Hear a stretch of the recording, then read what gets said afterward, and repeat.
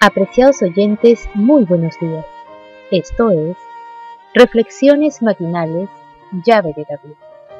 Una mañana más, juntos, compartiendo la palabra de nuestro Padre Eterno, a quien suplicamos en oración bendiga su palabra y nos dé sabiduría, entendimiento y comprensión, la presencia del Espíritu de su amado Hijo en cada uno de nuestros corazones y que podamos juntos adorar y santificar su nombre. El tema de hoy se titula La transfiguración del Mesías.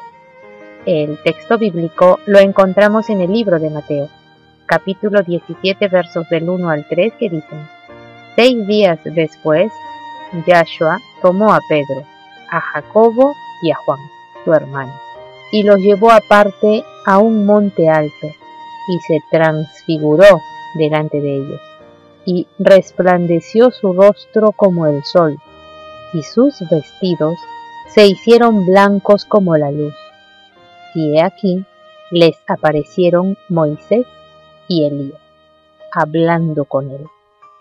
La fe de los discípulos fue grandemente fortalecida en ocasión de la transfiguración. Cuando se les permitió contemplar la gloria del Mesías y oír la voz del cielo atestiguando su carácter divino, Dios decidió dar a los seguidores del Mesías una prueba categórica de que era el Mesías prometido, para que en su acerbo pesar y chasco por su crucifixión no perdiesen completamente su confianza. En ocasión de la transfiguración, el Señor envió a Moisés y a Elías para que hablasen con el Hijo del Altísimo acerca de su sufrimiento y su muerte. En vez de elegir ángeles para que conversasen con su Hijo, Yahweh escogió a quienes habían experimentado ellos mismos las pruebas de la tierra. Elías había andado con Yahweh. Su obra había sido dolorosa y dura, porque por su intermedio el Eterno había reprendido los pecados de Israel. Elías era profeta de Yahweh, y sin embargo se vio obligado a huir de lugar en lugar para salvar la vida. Su propia nación lo buscaba como una fiera para destruirlo, pero Yahweh trasladó a Elías. Los ángeles lo llevaron en gloria y triunfó al cielo. Moisés fue mayor que cuantos vivieran antes que él.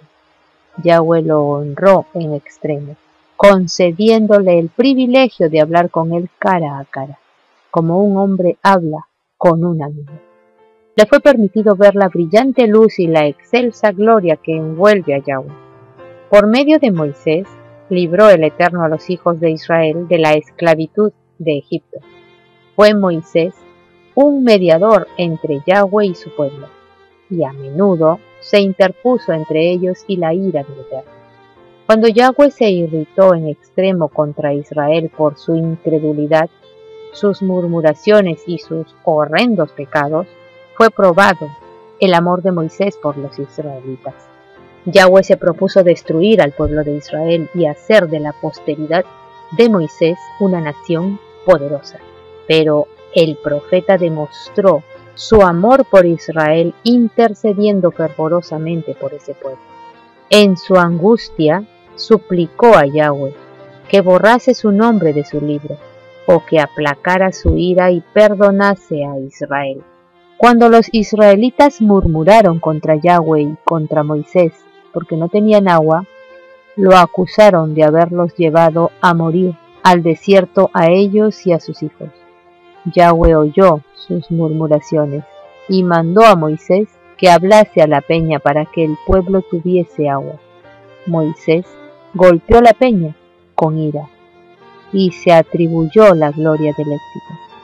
Las continuas veleidades y murmuraciones de los hijos de Israel habían ocasionado a Moisés agudísimo pesar, y por un momento olvidó lo mucho que el Eterno los había soportado, y que sus murmuraciones no iban contra él, sino contra Yahweh.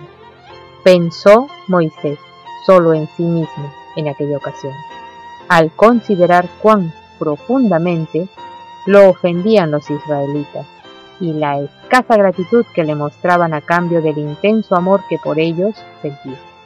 Era el designio de Yahweh colocar frecuentemente a su pueblo en condiciones adversas, para librarlo de ellas por su poder, a fin de que reconociese su amor y solicitud por ellos, y así fuesen inducidos a servirle y honrarle.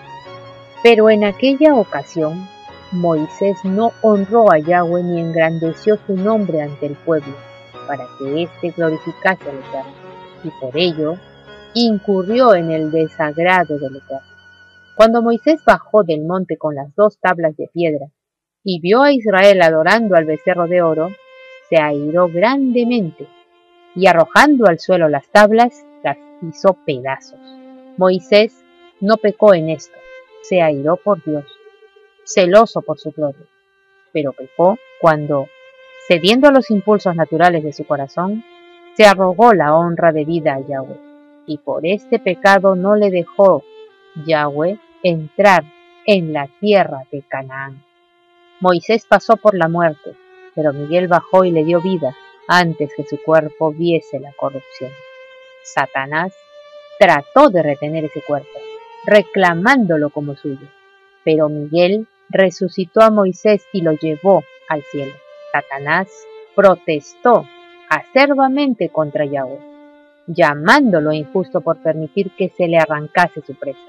Pero el Mesías no reprendió a su adversario, aunque era por la tentación de éste como el siervo de Yahweh había caído. Le remitió a su padre diciendo: Yahweh te reprenda. El Hijo del Altísimo había dicho a sus discípulos que algunos de los que con él estaban no gustaría la muerte antes de ver llegar el reino de Yahweh con poder. En ocasión de la transfiguración, esta promesa se cumplió. El semblante del Mesías se mudó allí de modo que brillaba como el sol. Sus vestiduras eran blancas y relucientes. Moisés representaba a los que resucitarán de entre los muertos al producirse el segundo advenimiento del Hijo del Altísimo.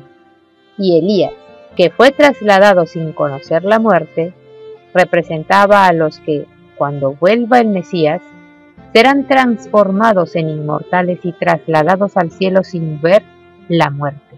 Los discípulos contemplaban con temeroso asombro la excelsa majestad del Hijo del Altísimo y la nube que los cobijaba, y oían la voz de Yahweh diciendo con terrible majestad: Este es mi Hijo amado, a él oíd. Apreciados oyentes, que Yahweh nos bendiga. Hasta mañana.